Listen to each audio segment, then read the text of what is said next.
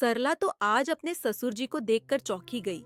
जैसे ही वो नींद से उठकर बाहर आई, उसे अपने सामने अपने ससुर जी दिखे तो सरला की तो आंखें फटी की फटी रह गई। कुछ देर के लिए तो वो उन्हें घूरती रही, क्योंकि उसे यकीन ही नहीं हो रहा था कि उसके सामने उसके ससुर जी खड़े हैं। वो अपने मन में सोचने लगी, काश मेरा पति भी ऐसा ही होता तो कितना अच्छा होता। सासू माँ कितनी किस्मत वाली है।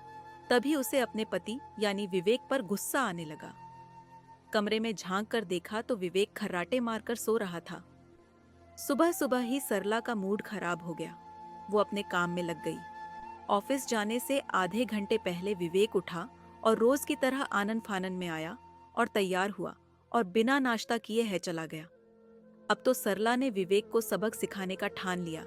फिर उसने सोचा कि प्यार से समझाने का असर तो कभी हुआ नहीं, लेकिन अब ताने या गुष्ट से का भी कोई फायदा नहीं होने वाला। मेरे पति बहुत धीर किस्म के हैं, उन्हें अलग तरह से समझाना पड़ेगा आज भी।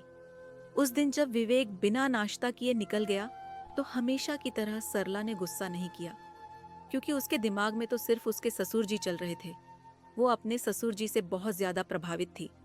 उसे हमेशा से अपने ससुर जी जैसे आदमी पसंद थे, लेकिन बदकिस्मती से उनके बेटे विवेक में वो गुण नहीं थे। जब विवेक से सरला की शादी हुई थी तब अभी सरला के माता पिता ने उसके ससुर के स्वभाव को और समाज में उनके नाम को देखकर थे अभी झट से शादी के लिए हाँ कह दिया था। ससुर जी रिटायरमेंट के बाद भी सुबह जल्दी उठकर नहा लेते, वॉक पर जाते, फिर घर आकर पूजा पाठ करते और शानदार कपड़े पहनकर रेडी हो जाते। रिटायरमेंट के बाद भी वो घर में नहीं बैठना चाहते थे, इसलिए उन्होंने पार्ट टाइम जॉब ज्वाइन कर ली थी।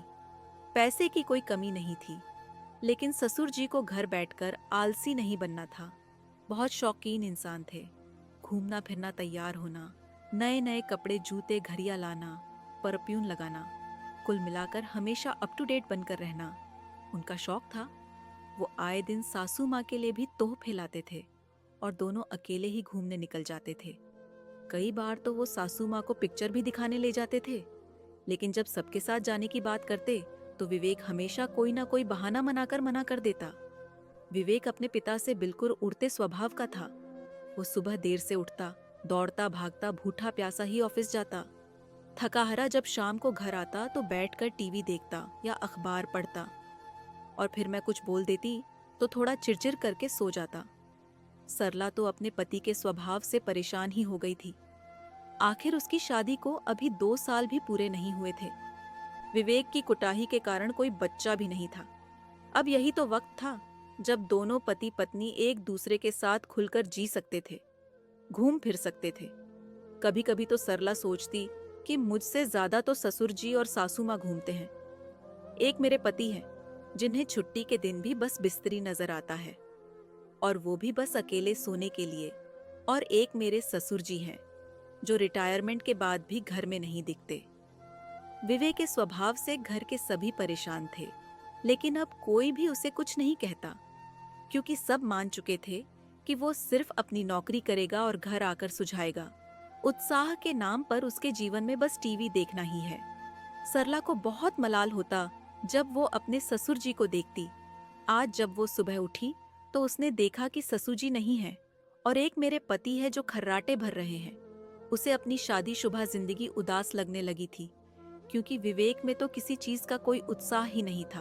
और आखिर कब तक वो सिर्फ अपने सास ससुर के साथ घूमती। एक दिल का सारा दुख उनके सामने बयां कर दिया। उसने यह भी कहा कि काश इनमें भी आप जैसे थोड़े गुण होते। आप जितने जिंदा दिल ना सही, लेकिन जिंदगी का थोड़ा तो उत्साह होता। ससुर जी के दिमाग में एक तरकीब सूझी और उन्होंने सरला को कहा क पर उसने अपने ससुर जी की बात मान ली।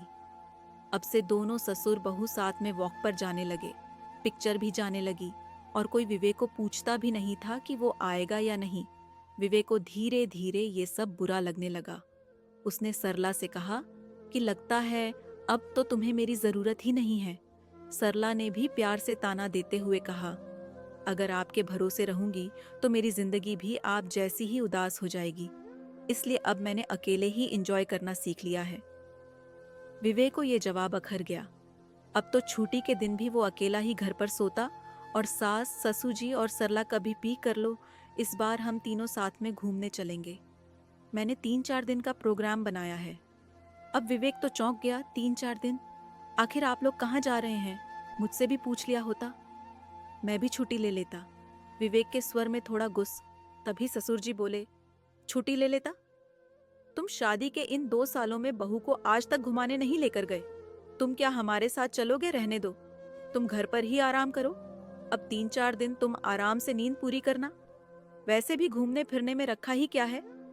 विवेक समझ गया कि वो कहाँ गलत था।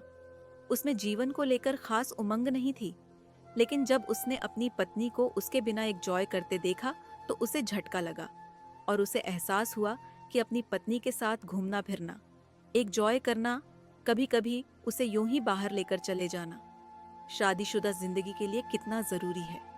विवेक ने तुरंत अपने बॉस को फोन लगाया और कहा, सर, मुझे कुछ दिनों की छुट्टी चाहिए।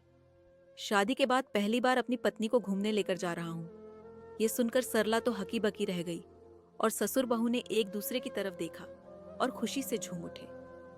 उसके बाद सरला के जीवन में भी खुशी के फूल खिलने लगे और वो अपनी जिंदगी की पहली हनीमून पर जाने में बहुत खुश थी।